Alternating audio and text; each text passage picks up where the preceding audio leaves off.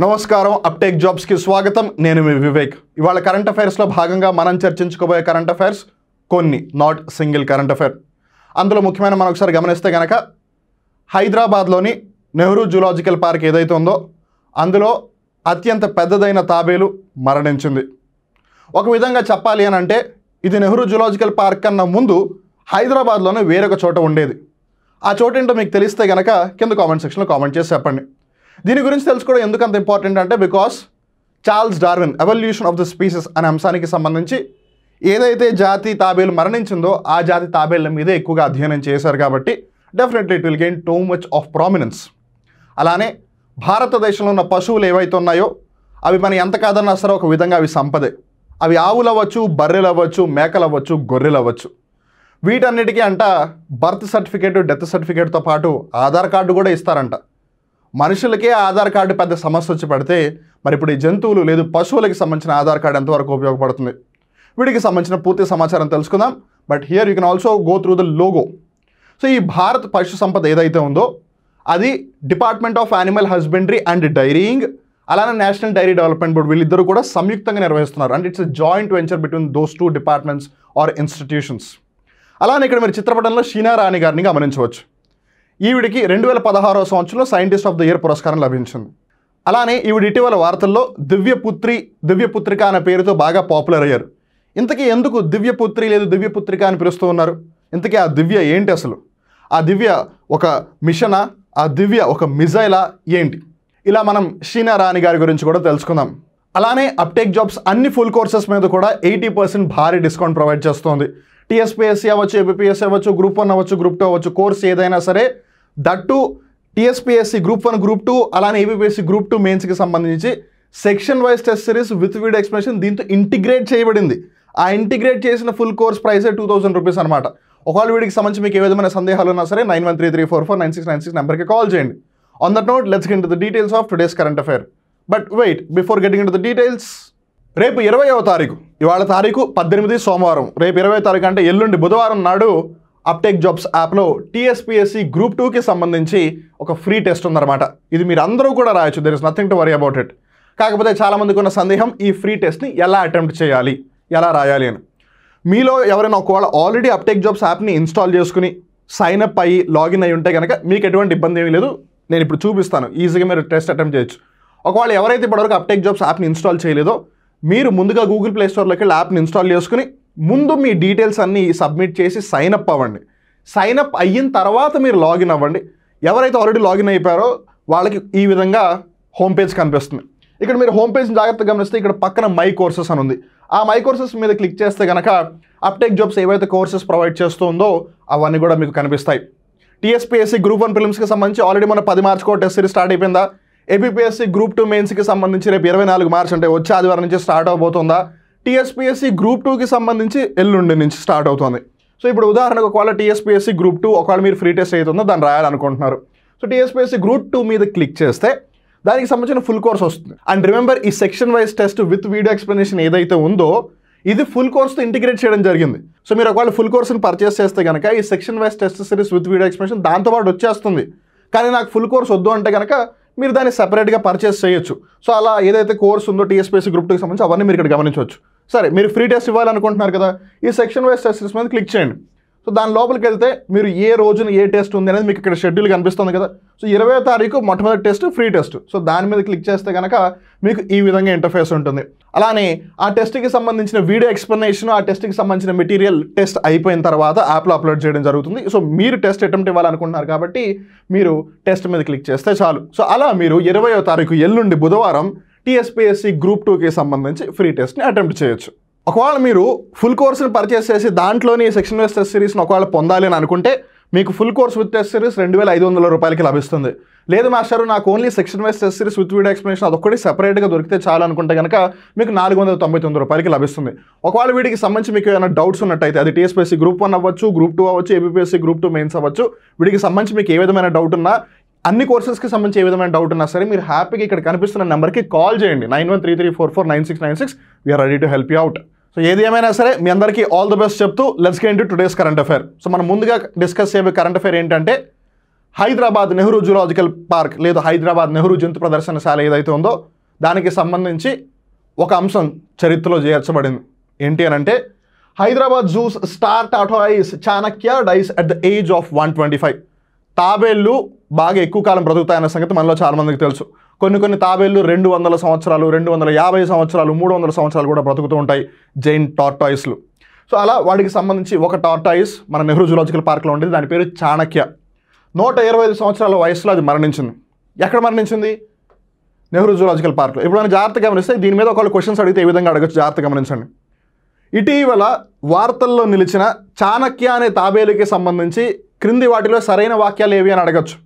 లేదు, ఇటీవల వార్తల్లో నిలిచిన నెహ్రూ జూలాజికల్ పార్క్కి సంబంధించి క్రింది వాటిలో సరికాని వాక్యాలు ఏవి అని కూడా అడగచ్చు.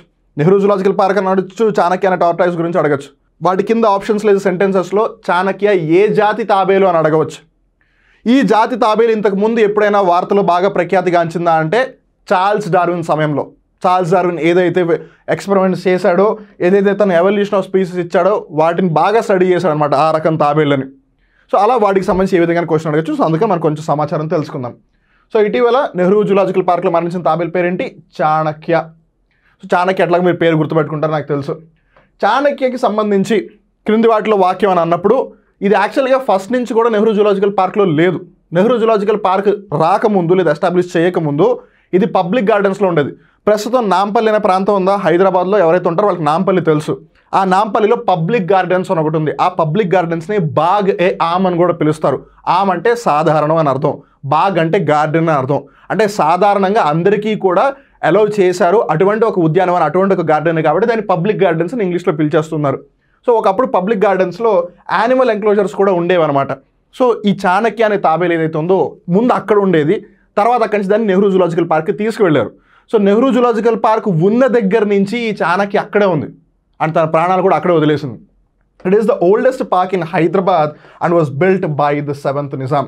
సో ఈ పబ్లిక్ గార్డెన్స్ మన హైదరాబాద్లోనే అత్యంత పురాతన పార్క్ అనమాట. సో మీరు అది కూడా జాగ్రత్తగా గుర్తుపెట్టుకోవాలి. The Galapagos giant tortoise is the largest species of the tortoise. ఇక్కడ మీరు జాగ్రత్తగా గమనించాల్సింది ఏంటంటే టార్టాయిస్ అని ఒకటి ఉంది, టర్టిల్ అని ఒకటి ఉంది. టార్టాయిస్ ఏమో ఇలా కాలు పెట్టి వేస్తుంది అనమాట, ఇలా కాలు లేపి వేస్తుంది. టర్టిల్ వచ్చేసి ఈదుతుంది. సో టర్టిల్ ఎప్పుడు కూడా మీకు సముద్రాల్లో ఎక్కువగా కనిపిస్తూ ఉంటుంది, మహాసముద్రాలు ఎక్కువగా కనిపిస్తుంది, లేదు బీచెస్ దగ్గర ఎక్కువగా కనిపిస్తుంది. వేరాస్ టార్టాయిస్ ఒక విధంగా చెప్పాలి అని అంటే సముద్రాల దగ్గర ఎక్కువగా కనిపించదు, మీకు ఇన్ జనరల్గా కొంచెం నార్మల్ ప్లేసెస్లో కనిపిస్తుంది. సో మీకు టార్టాయిస్కి టర్టిల్కి తేడా తెలిసింది కదా. So Chanakya is a tortoise, turtle కాదు అది. సో ఏదేమైనా అది ఏ జాతికి సంబంధించిన టార్టాయిస్ అంటే గ్యాలపోగస్ giant tortoise.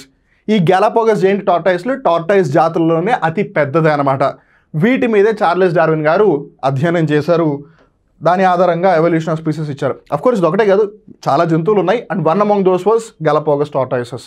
So that is the thing about the Chanakya the giant tortoise. So జాగ్రత్తగా గమనిస్తే నిద్రలో చనిపోయిందంట. నెక్స్ట్ కరెంట్ అఫైర్ వచ్చేసి భారత్ పశుధన్. ఇందాక మనం దాని యొక్క లోగోని గమనించాం.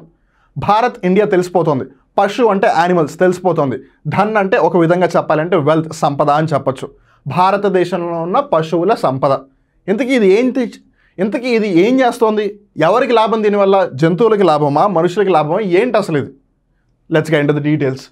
భారత్ పశుధన్ is a digital database for live stock animals in India. So మనం లైవ్ స్టాక్ అన్నప్పుడు, ఈ పశు సంపద అన్నప్పుడు ఏవేవైతే జంతువులు వస్తాయో వాటన్నిటికీ సంబంధించి ఒక డేటాబేస్ అనమాట. డేటాబేస్ మీకు సింపుల్గా అర్థమయ్యేలా చెప్పాలి అంటే సమాచారాన్ని స్టోర్ చేయడం. It is the part of India's digital public infrastructure. ఇప్పుడు మన అందరూ ఆధార్ కార్డ్స్ ఉన్నాయా? ఇవన్నీ కూడా ఒక డేటాబేసే కదా. మన గురించి సమాచారం అంతా గవర్నమెంట్ దగ్గర ఉంది కదా. అలానే ఆవులు అవ్వచ్చు, గేదెలు అవ్వచ్చు, వీటన్నిటికి సంబంధించిన సమాచారాన్ని ఒక చోట కేంద్రీకరించడమే ఈ డిజిటల్ డేటాబేస్ అనమాట. దాన్ని వాళ్ళు భారత్ పశుధన్ అని పిలుస్తున్నారు. The application allows users to register the births and the deaths of animals and to create animal identification using the unique ID number of పశు ఆధార్. ఇది చాలా ముఖ్యమైన అంశం. సో మళ్ళీ క్వశ్చన్లో కూడా భారత్ పశుధన్కి సంబంధించి క్రింది వాటిలో సరైన వాక్యాలు ఏవి, సరికాని వాక్యాలు ఏవి అని అడగవచ్చు. ఇది యానిమల్స్కి పశు ఆధార్ ప్రొవైడ్ చేస్తుంది. అంటే ఎలా అయితే మనందరికి ఒక ఆధార్ కార్డు ఉందో అలా జంతువులకి కూడా, ఈ ఆవులు గేదెలకి కూడా ఒక ఆధార్ కార్డుని ఇవ్వాలి అన్నదే ఈ భారత్ పశుధన్లో ఒక ముఖ్యమైన ఆబ్జెక్టివ్ అనమాట. సో అప్పుడు ఒకవేళ ఇది మెన్షన్ చేస్తే కరెక్ట్ అవుతుంది, లేదంటే తప్పు అవుతుంది. సో అలా మనకి ఎలా అయితే ఆధార్ ఒక యూనిక్ ఐడి నెంబర్ ఉందో అలా ఆవులకి గేదెలకు కూడా ఇస్తారంట. అలానే ఆవులు గేదెలు ఎప్పుడు పుట్టాయి, ఎప్పుడు చనిపోయాయి, సో వాటి డేటాబేస్ని కూడా మెయింటైన్ చేస్తారు. సో మనిషి ఎప్పుడు పుట్టాడు అనడానికి బర్త్ సర్టిఫికేట్ ఉంది, ఎప్పుడు చనిపోయారు అనడానికి డెత్ సర్టిఫికేట్ ఉంది. అలా ఇప్పటి నుంచి పశువులకి సంబంధించి కూడా బర్త్ సర్టిఫికేట్కి, డెత్ సర్టిఫికేట్కి లంచం ఇవ్వాల్సి వస్తుందా? కింద కామెంట్ సెక్షన్లో కామెంట్ చేసి చెప్పండి. అలానే పశుపాలక్ యాప్. సో ఈ భారత్ పశుధన్ కార్యక్రమంలోనే భాగంగా ఈ యానిమల్స్కి ఆధార్ కార్డులు ఇవ్వడం, వాటికి బర్త్ సర్టిఫికేట్ ఇవ్వడం, డెత్ సర్టిఫికేట్ ఇవ్వడంతో పాటు ఒక యాప్ను కూడా తీసుకొచ్చారు, పశుపాలక్ యాప్ అనమాట. ఇదేం చేస్తుంది? It empowers the farmers to be able to access all free and paid live stock related schemes and services. So Pashupalak అంటే పశువులను ఎవరైతే పాలిస్తూ ఉన్నారో వాళ్ళకి సంబంధించి ఒక యాప్ అనమాట. సో వాళ్ళ యానిమల్స్కి సంబంధించి ఏవైతే ప్రొటెక్టివ్ మెజర్స్ తీసుకోవాలో, సంరక్షణాత్మక చర్యలు తీసుకోవాలో, వాటి ఆరోగ్యం బాగుండడానికి ఏమైతే తెలుసుకోవాలో, ఒకవేళ ఫ్రీ అయితే ఫ్రీ, ఉచితంగా అయితే ఉచితంగా, లేదు డబ్బులు కట్టాల్సి వస్తే డబ్బులు కట్టాల్సి, వాట్ ఎవర్, అదంతా కూడా ఈ యాప్లో వాళ్ళకు ఉంటుంది. సో వీటికి సంబంధించి మనం తెలుసుకోవాల్సింది ఏంటి? అదొక డిజిటల్ డేటాబేస్. జననం అలానే మరణం ధృవీకరించబడుతుంది. పశు ఆధార్ ఇస్తారు. పశుపాలక్ యాప్ కూడా ఉంది. సో ఇదనమాట భారత్ పశుధన్. మరి తర్వాత మనం డిస్కస్ చేయబోయే కరెంట్ అఫేర్ వచ్చేసి బన్నేరుఘట్ట నేషనల్ పార్క్. ఎవరైతే కొంచెం బెంగళూరులో లేదు బెంగళూరు సరిహద్దుల్లో అప్పుడప్పుడు అట్లా ఇట్లు తిరుగుతూ ఉంటారో వాళ్ళకి బన్నేరుఘట్ట నేషనల్ పార్క్ బాగా తెలుసు. సో ఇప్పుడు మనం ఎందుకు దీని గురించి చర్చించుకుంటున్నాము అనంటే, బెంగళూరులో దుస్థితి ఏ విధంగా ఉందో మనందరికీ తెలుసు. అక్కడ ఒక పెద్ద నీటి సంక్షోభం జరుగుతోంది. భవిష్యత్తులో అక్కడ నీటి కోసం మేబీ యుద్ధం జరిగినా మనం ఆశ్చర్యపోనవసరం లేదు. మేబీ అదే పరిస్థితి హైదరాబాదు, చెన్నై, ముంబై, ఢిల్లీ, కలకత్తా ఏ మహానగరానికైనా రావచ్చు. So this is the future and we all have to be ready for it. మరి ఈ నీటి కొరత వల్ల ప్రజలైతే సమస్యలు ఎదుర్కొంటున్నారు, కాదనట్లేదు. మరి ప్రకృతిలో నీళ్లు లేకపోతే అడవులు, చెట్లు కూడా ఇబ్బంది పడతాయి కదా. అడవులు, చెట్లు ఇబ్బంది పడితే హెర్బివోర్ యానిమల్స్ ఏవైతే ఉన్నాయో, శాకాహార జంతువులు, అవి కూడా ఇబ్బందులు పడతాయి కదా. శాకాహార జంతువులు ఇబ్బంది పడితే అప్పుడు మాంసాహార జంతువులు, కార్నివరస్ యానిమల్స్ కూడా ఇబ్బంది పడతాయి కదా. అలా బన్నేరుఘట్ట నేషనల్ పార్క్ మీద లేదు, బన్నేరుఘట్ట జాతీయ పార్కు లేదు, బయోలాజికల్ పార్క్ మీద ఏ విధంగానైనా సమస్య నెలకొనే అవకాశం ఉందా? So considering the impact, it is in the news. The water crisis in Bengaluru is unlikely to have an impact on the Bannerghatta Biological Park, which is located on the outskirts of the city. So ఇది బెంగళూరులోనే ఉంది, బెంగళూరు నగరం యొక్క అవుట్స్కట్స్లో ఉందన్నమాట ఈ Bannerughatta national park లేదా biological park అనేది. So ప్రస్తుతం అక్కడ ఉన్న శాస్త్రవేత్తలు కానీ లేదా అక్కడ ఉన్న ఆర్గనైజర్స్ ఎవరైతే నిర్వహిస్తున్నారో ఆ పార్క్ని అంతా వాళ్ళు చెప్పేది ఏంటంటే, మేము బెంగళూరుకి అవుట్స్కట్స్లో ఉన్నాము, సో మాకంత ఇబ్బంది అయితే లేదు అండ్ వీ ఫీల్ దట్ ఇబ్బందికి రాకపోవచ్చు అని కూడా అంటున్నారు వాళ్ళు. బన్నేరుఘట్ట బయోలాజికల్ పార్క్ అనేది బేసిక్గా బెంగళూరులో ఉన్న ఒక అభయారణ్యం. దీనిని 1971 సంవత్సరంలో స్థాపించారు. You never know, anything can be asked. And declared as a biological reserve in 2002. 1971లో స్థాపించారు. 2002 సంవత్సరంలో దీనికి ఒక బయోలాజికల్ రిజర్వ్గా గుర్తింపు దక్కింది. అలానే ఇది భారతదేశంలోనే మొట్టమొదటి బయోలాజికల్ పార్క్.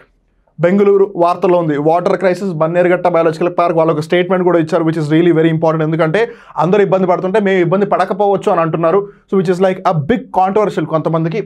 అలానే ఇండియాలోనే ఫస్ట్ బయోలాజికల్ పార్క్ కాబట్టి ఖచ్చితంగా వార్తలో ఉంటుంది. And it is also to have a fenced forest elephant sanctuary. అంటే కంచె వేసి ఒక ఎలిఫెంట్ ఫారెస్ట్రీ లేదు శాంక్చురీని వాళ్ళు క్రియేట్ చేశారనమాట. అంటే ఏనుగులకి సంబంధించి ఒక అభయారణ్యాన్ని ఆ బన్నేరుఘట్ట బయోలాజికల్ పార్క్ లోపల కూడా క్రియేట్ చేశారు ఏనుగుల కోసం. In 2006 India's first butterfly enclosure was inaugurated at the park. మన భారతదేశంలోనే మొట్టమొదటి సీతాకోక చిలుకల ఎన్క్లోజర్ని ఇక్కడ ఏర్పాటు చేశారనమాట. So it is the first biological park to have a fenced forest elephant sanctuary, అలానే the first butterfly enclosure as well. So అందుకే బన్నేరుఘట్ట గురించి తెలుసుకోవడం చాలా చాలా ఇంపార్టెంట్. అది ఎస్టాబ్లిష్ చేసింది ఎప్పుడు, దానికి బయోలాజికల్ రిజర్వ్ గుర్తింపు దక్కించుకుంది ఎప్పుడు తెలుసుకోవడం ఇంపార్టెంట్. అలానే the Suvarnamukhi stream runs through the national park. So Bannerghatta national park లేదు, బన్నేరుఘట్ట బయోలాజికల్ పార్క్ గుండా ప్రవహిస్తున్న నది ఏంటి అని అంటే కనుక సువర్ణముఖి. సో కరెంట్ అఫైర్స్ అన్నప్పుడు ఎంతసేపు కూడా it's not only about the places, it is not only about the events and the phenomenas, sometimes it is also about the people as well. ఎవరైనా దేశానికి సంబంధించి లేదు ప్రపంచానికి సంబంధించి ఏదో ఒక రంగంలో అంతు లేని సేవ చేసినట్టయితే, లేదు కనీ విని ఎరుగని రీతిలో ఏదన్నా ఒక అత్యుత్తమ ఇదిని సాధించినట్టయితే వాళ్ళు ఖచ్చితంగా వార్తల్లో ఉంటారు, చరిత్రలో ఉంటారు ఫర్ షూర్. మన భారతదేశ రక్షణ కార్యక్రమానికి సంబంధించి అంటే మన ఇండియా యొక్క డిఫెన్స్ ప్రోగ్రామ్కి సంబంధించి అగ్ని మిజైల్ అనేది one of the prime missiles అనమాట. చాలా ముఖ్యమైన మిజైల్స్, క్షిపణులు. ఆ క్షిపణులలో అగ్ని 5 మిజైల్ ఏదైతే ఉందో దానికి సంబంధించి ఇటీవల వార్తల్లో ఒక వ్యక్తి ఉన్నారు. ఆ వ్యక్తి పేరే షీనా రాణి గారు. ఇక్కడ మీరు చిత్రపటంలో ఆవిడని గమనించవచ్చు. So she has been in the news quite often in the recent past.